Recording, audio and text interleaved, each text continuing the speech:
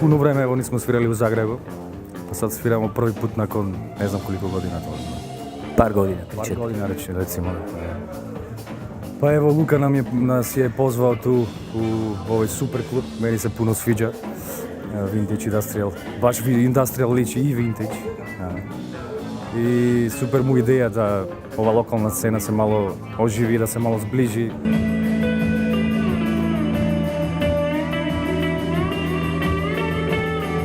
Dobra je stvar što negdje se mogu okupiti tako bendovi iz cijele regije koji mogu predstaviti svoj rad. I rekao bi da mi je super čast svirati s dečkima iz Foltina jer dečki su stvarno uvježbani, uigrani. Jako je lijepo svirati napokon s nekim tako fino uigre. Ove kilometre koje nas dele su stvarno nisu ništa. Čak i iz Makedonije do tu je jedna večer nespavanja, nije ništa posebno.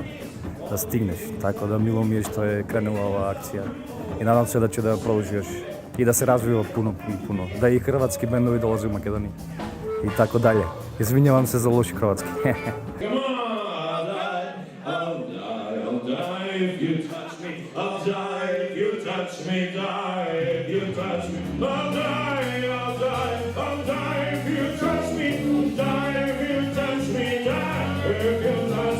Za nas su od uvijek neki ljudi rekli da smo na granici popa, možda alternative.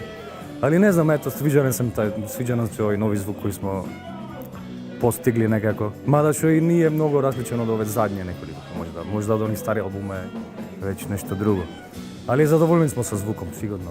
Radili smo produkciju prvi put sa jedan Makedonac koji živi u New Yorku, to jest u New Jersey. I mislim da album zvuči dobro, solidno.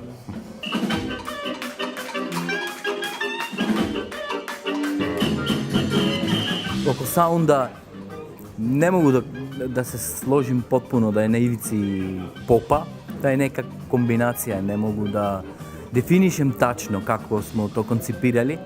Znači da dođeš sa više strane do neka krajna linija, da kreiraš neki interesantan sound.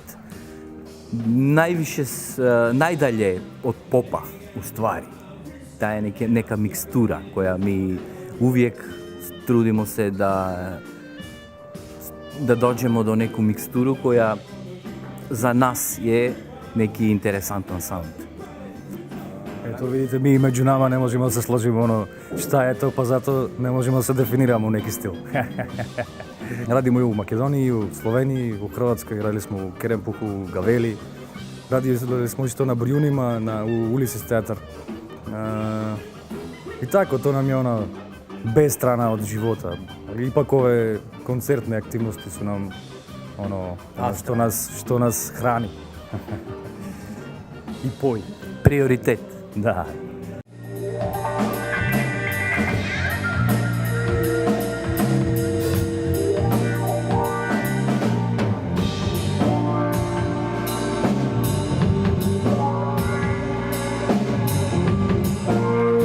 Svi smo mi odrasli na tim starom roku i to je ljubav prema tom zvuku, jednostavno ta stara oprema i način na koji se s njom barata nije samo da se svira, tu ima dosta čačkanja, prčkanja, vrtenja nogu, a jednostavno jako je zabavno i jako izazovno jer nema pivača pa ipak treba osmisliti neku, ajmo to reći, smislenu kompoziciju cijelog koncerta koja nije dosadna, već da se tu cijelo vrijeme nešto događa, opet da nije da svi sad soliraju i gluposti, da je to nekako kompaktno i to zapravo ova oprema i omogućava jer je jako prostrana, jako puni prostora, malo je. Prvi put kad sam čuo Pink Floyd, zapravo, jednostavno znao sam da je to, ali iako, još dok sam bio mali, slušaš glazbu svakako, pa uvijek ti, ne znam, neki tu Doors i ostalo uvijek ima Jimi Hendrixa malo u pozadini, tako.